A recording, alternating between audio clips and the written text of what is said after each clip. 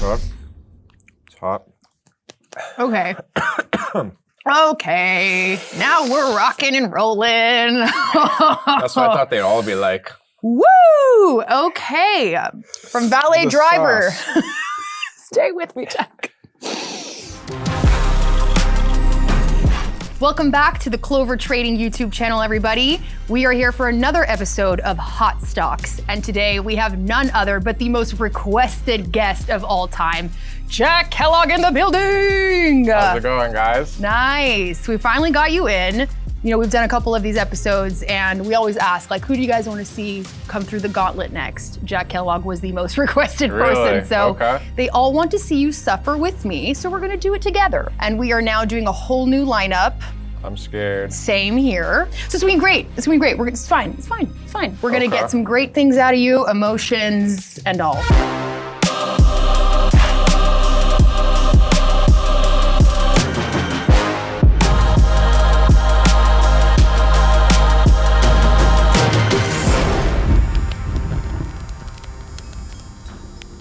All right, so let's give it a go. Our first one is the Jersey Barn Fire, an Indian summer. You who has experience with Indian hot food, let's give it a go. So we just take a Cheers. bite? Uh-huh. Not bad.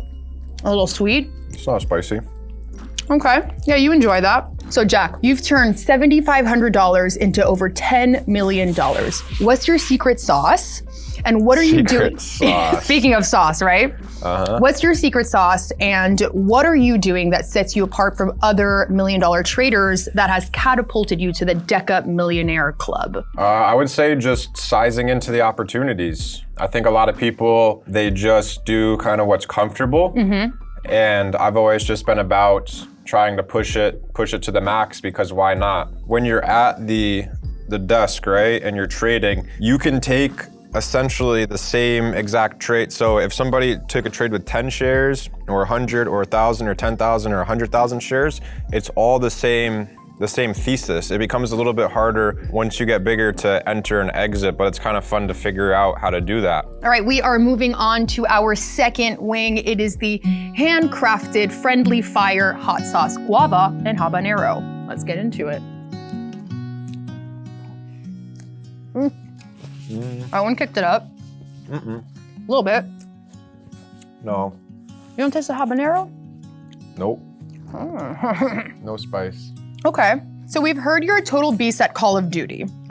Okay. Do you think there are any parallels between gaming and trading that have helped you level up in both? Definitely. Talk to me about it. Hold on, it's a little hot now. Ah! We got a little tick. That did like an after tickle.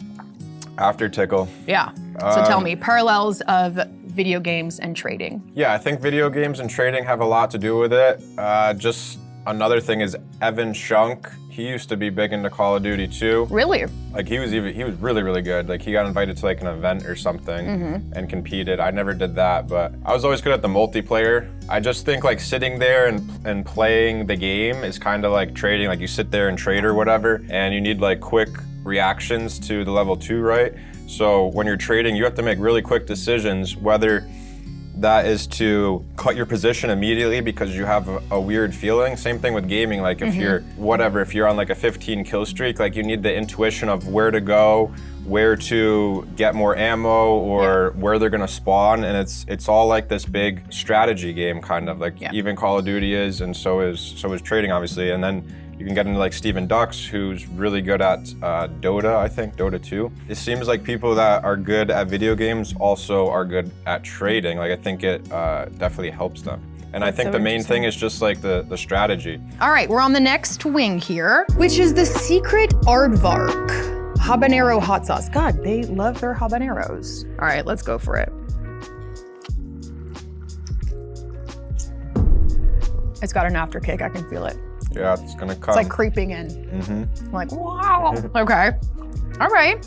How do you control your emotions when you're dealing with a constant roller coaster of emotions, right? Like sometimes you're up 500K on, say, FFIE, and then you're back down 500K. So kind of walk us through what that's like for you. For me, the emotions are like, I'll be really upset the day of a big emotional downturn, whether that's I'm up 100K and I finish flat, or I'm up 50K and I finish anything between, if I'm down 20K or up 20K, I don't really feel anything.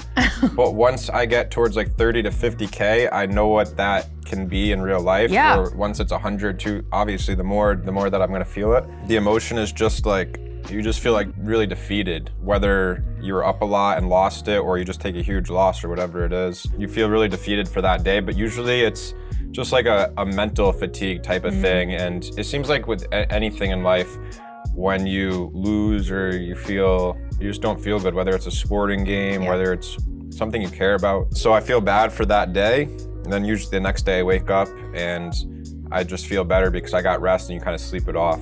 Once I get up off the desk, I start healing from the traumatic thing I went through. It doesn't matter what I'm doing. I prefer fishing because I really like it, or I can just go for a walk, literally just sit outside and do nothing, make a phone call, go for a drive, listen to music, do anything, go out and sweep my garage or something, like anything. We're moving on to our fourth wing. The colors are getting a little darker here, so let's do this together. We've got the Food's Best Friend Lucky Dog Cherry Chipotle Hot Sauce, a Fuego Box exclusive. So this isn't habanero? Not habanero anymore. No, let's see what these kids got for us. Uh-oh. It's chipotle. A little more spice on the bite. Yep. Like immediately you're like, okay, that's smoky and that's spicy. I have a very serious question for you. Okay. Who is your favorite trader and why is it Kyle Williams? Did Kyle write that one? I have no idea. I see the question. I ask the question. Why? Why do you love Kyle Williams so much? No, but truly, Kyle. who is your favorite trader? No, I'll talk about Kyle first, then I'll go into my real favorite trader. Sorry, Kyle. No, Kyle's definitely motivating and definitely someone that I've wanted to surround myself with in the trading community for ever since I met him, really. Just because of the discipline and the focus, and it's gonna make you a better trader if you surround yourself with Kyle. Like I haven't surrounded myself as much around Kyle this year just because I've been busy with whatever, personal stuff, the house, but fishing, etc., all that kind of stuff. So I haven't had as much time and I haven't wanted to focus on trading as much, but my trading's definitely taking not as good this year. Because you're not around Kyle. Because I'm not around Kyle and I'm not being as disciplined. And like whenever I see Kyle, he always has good ideas. Yeah. And I can usually just take the idea and run with it or add to it. And I also think that when the market's right, I have good ideas for Kyle too. Not all the time. He has more consistently better ideas. Yeah, he's helped me out a ton. Like I probably wouldn't be where I am without him. Wow. Well, you heard it first. Join Clover Trading and you too can learn from Kyle Williams. Ever dreamed of trading like one of the Clovers? Well, it all starts with the right broker. Clover Trading and Centerpoint Securities have teamed up to supercharge your trading experience. By joining Unlock the Power of CP Edge exclusively with Centerpoint. We're talking top-tier trading tools worth over $6,000, all at your fingertips. Get ahead with real-time scanners, cutting-edge news, and a tailor-made trading journal. Experience trading like never before with superior short inventory, personalized support, and interest on your idle funds. Plus, you can get competitive pricing that fits your trading style. Ready to elevate your trading game? Click the Clover Trading link in the description below to get exclusive deals with Centerpoint Securities. Now let's get back to the content. And then I would say my favorite trader, I'd probably say my favorite trader would probably just be, I'd say Tim Gertani. Okay. I feel like he set the foundation in trading for all of our strategies. Yes. Think about him back in like 2010 or 2011, just figuring out these strategies and passing it down generations. Yeah. You know what I mean? So that's super motivating to me. Really just have a soft spot for everything he's done for the community. And he's just such a nice guy too. It's unbelievable. We're on to number 5. Why is it green? Yeah, it is. Riza Organic Hot Sauce, floral and sharp with kale, ghost pepper, and jalapeno. Ghost pepper. Yeah. Huh. All right. Cheers to you, my friend. Cheers. Oh, that was a big bite. Uh-oh. I thought the last one was spicier, actually. It had more of like a intense kick. This one's like, it's cute. Yeah. So if you lost all of your money overnight, how would Okay. you start back up with like a small account of, let's say, 2K? Can I borrow money to get to 30? No, you cannot. You just lost all your money. No credit I left. think No one somebody wants would to give me lend you. 30K. But that's not the question. The question is, if you lost I get everything, but 10K? there's like 2K, Jack, if you had 2K left to your name and you had to start everything over again, how would you do it? No one's giving you $1. They're like, no, Jack, we know you can do it. Figure it out. I'd probably put 2K into, I don't know, something cheap with a lot of upside potential. Okay. And I'd set a stop for like 35% and I'd get a job and I'd work. Okay. And I'd make money on that and pray the other stock went up too. Right when I get to like 10K, whether the stock goes up 200% and I work and make money too, I'd sell everything. And at 10K, I'd start day trading. And what I do at 10K is I'd put 3 to 5K in stocks overnight that look like they can gap up, like DUO or something. Buy it at $1.10 with 4,000 shares, sell it at $1.70. Make, what would that be, $2,400? And just do that over and over again. Rinse and repeat. Rinse and repeat until I got that to 25 to 30K. And then once I got that to 25 to 30K, I would actually keep doing the same thing. Once I got my account to 50,000 by swinging stuff overnight, then I would take 30K out and I would start shorting as well. I would be shorting gappers in this current market with small size. I'd probably short maybe like 2,000 shares of something into spikes or whatever. It's very easy to manage. Short something into the spike, set the stop for whatever 1 or 2K loss, and take the wider risk approach and just continue just to kind of cover things out and not increase my size until I got my account probably to like 80K. And then once I got to 80K in that account and probably my long account maybe at 50K or something, then when that account hit 80K, then I would start betting really big with that one account and trying to grow it aggressively on stuff that offers. Like all in? Yeah, I'd start going all in on that account and I'd keep the 50K in case something were to happen and I really blew up. Oh, I'd quit my job after I got to like 30K. Between 10 and 30K, I'd keep the job.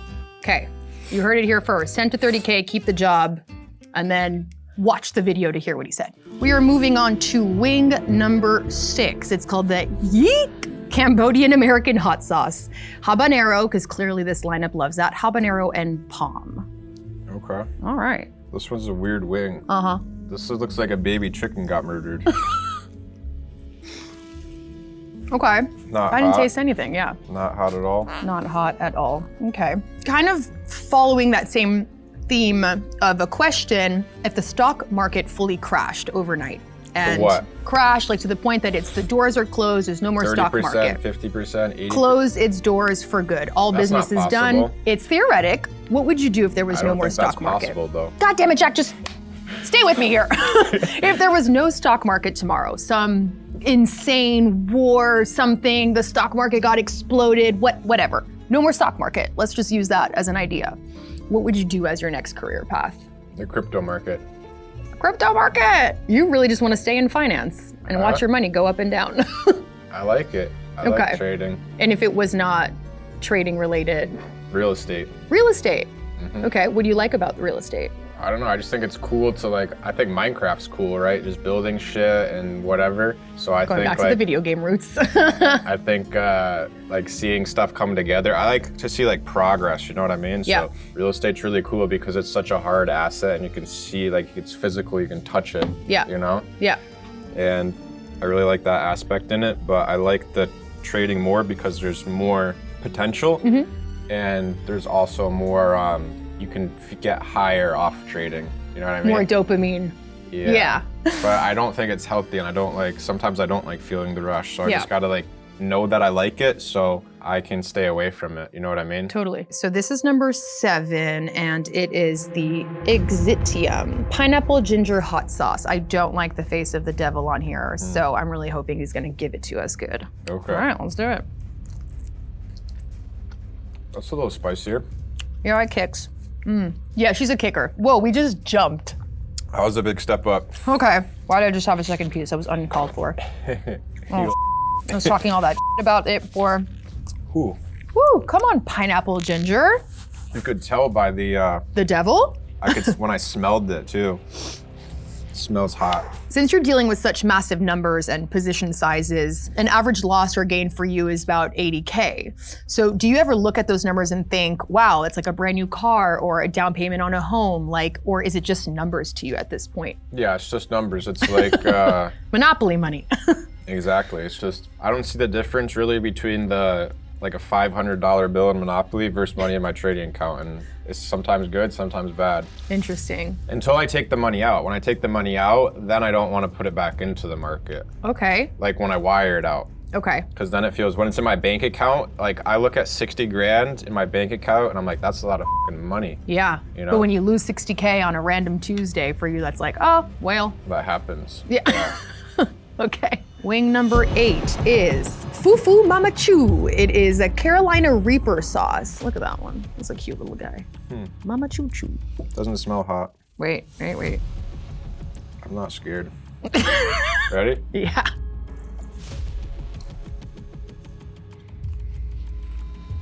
A little on the aftertaste. Why are you reaching for the milk? Oh yeah. It's a This one is zinger. still more hot though.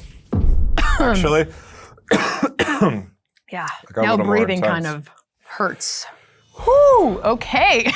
We both just whooed at the same time.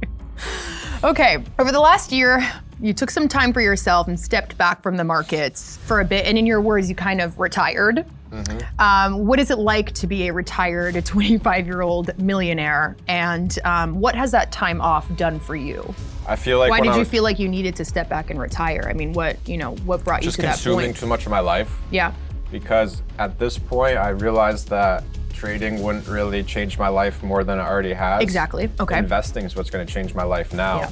So that's what I keep in the back of my head. Because with trading, you can make like, I think you could probably make 500K to like 1-2 million per year, which is good, but that isn't going to change my life anymore. Yeah. It was taking up too much time, too much emotions, too much energy, and I wanted to experience stuff while I was still young and had a lot of energy and freedom and all that. So just try to stay away from the market as much as I can, but still trade because I love it. And even if when I say I don't love it or I want to retire, I'll always come crawling back to it because it's just something that's part of you at this point after you're eight years in, and that's what developed a lot of your emotions and relationships. Yeah. And that's what your family knows and all this stuff. So it's like a part of me now, which I can't get out of, but I can tame it better. We are moving on to number 9. It is the Sea Fire Gourmet, the Scorpion Hot Sauce. Sounds hot. Cheers. Cheers. That was a big bite. Okay, that ramped up really fast.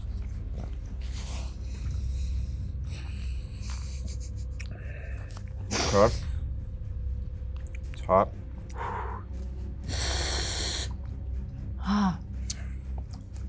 Okay.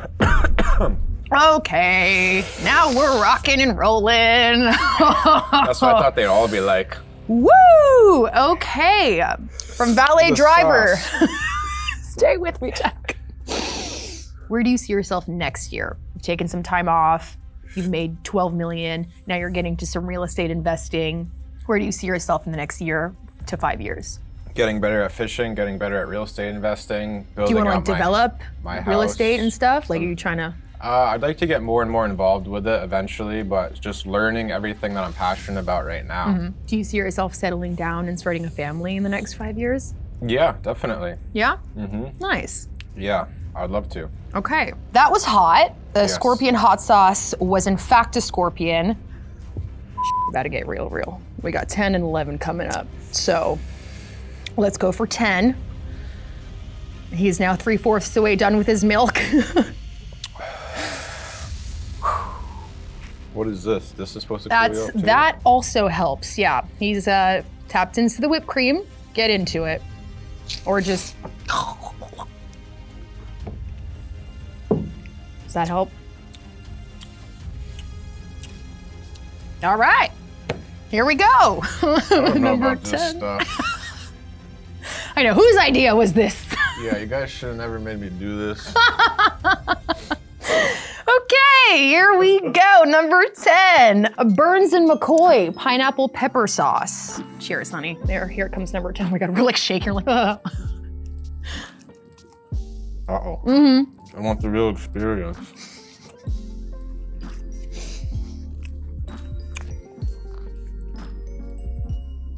We're both like, do something. Oh, it's not even called pineapple. It's called Painapple. Whoops. There's no pain in that. Yeah. Uh-oh. We made it to the really fun part of the interview where I'm going to do a little deep dive on your Instagram, pull up a couple shots that you're gonna give me some more context about. Okay. Okay, we're starting off with a photo from, this is May 17th, 2023. Oh, yeah. Mm-hmm. And you have a really nice caption there that kind of really motivates people. Can you tell us a little bit about the emotions behind this photo? That wasn't from 2023. That picture was from 2017. Wow, okay. And, You okay there, buddy? no. Yeah, that's basically when that was from 2018.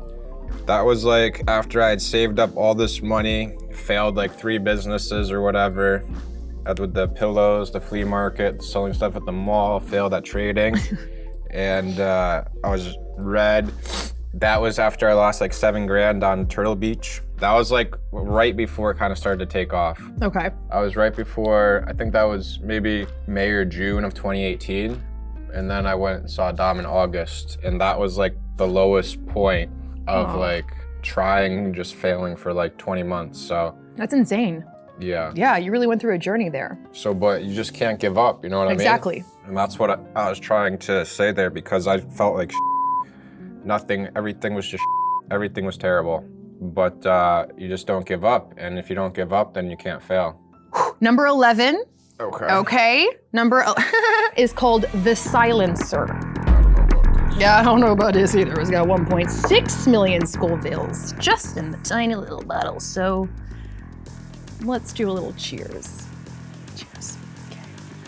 Really? You're gonna milk before the one? Okay. I gotta chase it. Pre-chase and post-chase.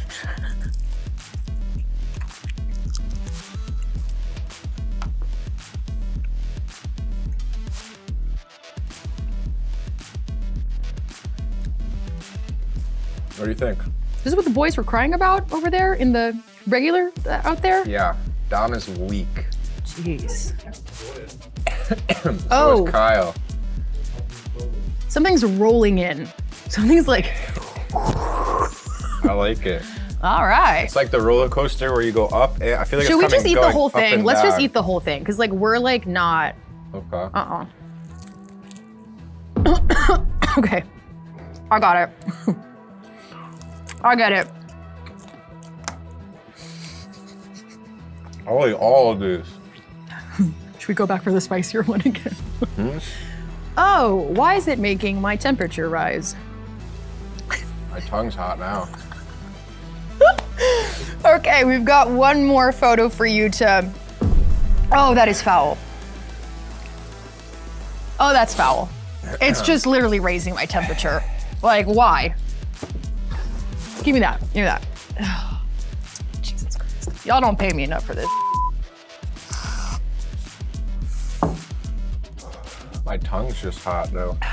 I'm sweating from pores I didn't actually know exist. Like I'm sweating here, you know? And this has hot sauce all over it. So like me using that is not I'm cute. glad I trained on wasabi. We've got this really cool photo that you posted April 23, 2021. Oh.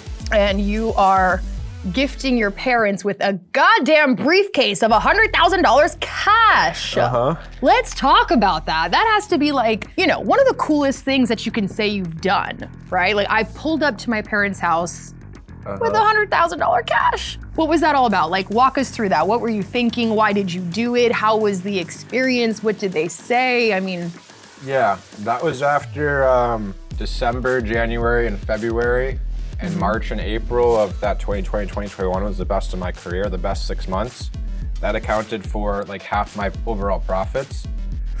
So I just had so much money, and I thought there was nothing better to do with it than at least give my parents a little bit of money, because they could use that 50K way better and spend it way better than I could, you know what I mean? Yeah. And just to go out and blow the money on whatever, like like clubs or a car or watch or whatever, I didn't want to do that until I took care of my parents first. Oh, that's amazing. Yeah. Well, ladies and gentlemen, Jack Kellogg has made it through all 11 of the Wings of Fire. He's still with us, barely. Yeah. Yeah. How was the experience for you? Would you do it again? No. No. Okay, fair enough. Fair enough. I'd only do it if those idiots did it with me like I thought they were supposed to. I thought we were all doing it together. Would you challenge any trader to do this? Yes. Call him out. Look at the cameras. Tell him who. Calling out Nathan Mashad to do the Hot Wings challenge. You hear me, Nate? We're waiting for you. All right, that was amazing. Thank you so much, Jack. It was a pleasure to have you, a pleasure to chat with you, a pleasure to go through the journey and the journey of the Wings of Fire together. Okay, am I done now? Yes, round of applause for Jack, everybody. Woo! Good. Good night.